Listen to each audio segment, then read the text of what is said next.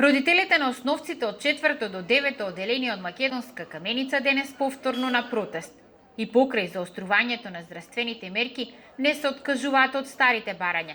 Децата настава да следат во училиште, а не на компјутер. Велат додека се на работа, нема кој да им помага на децата со платформата што постојано има проблеми.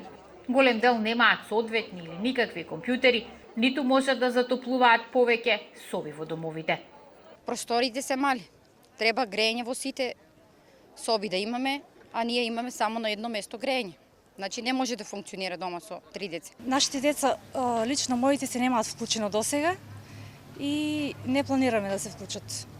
Повеќето живееме тука во станови, треба 2 соби за 2 деца да имаме, а немаме ги тие услови сите, така да не можеме да функционираме онлайн. Сакаме со физичко присуство и бараме да дојдат тука да разгледат школото, да видиме дали имаме услови или не.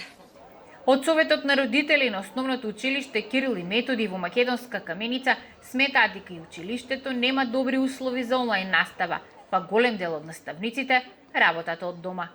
Задолженијата се даваат на месенџер. Ни пуштаат снимки од YouTube за да следиме настава, не посочуваат да следиме на МТВ, не даваат задолженија и домашни. Дали е тоа начинот на кој што се одвива онлайн наставата? Родителите остануваат на ставот дека продолжуваат со бојкотот, а по одделение на прсти од една рака може да се избројат оние што се вклучуваат на образовната платформа. Побаравме став и од директорката на основното училиште Кирил и Методи, за да видиме колку точно ученици се приклучени на онлайн наставата, но таа поради презафатеност не можеше да ги прими новинарите.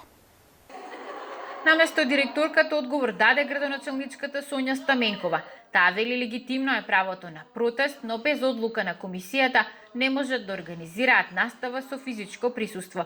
Ќе помагаат со набавка на 200 таблети за основците и средношколците во Македонска Каменица.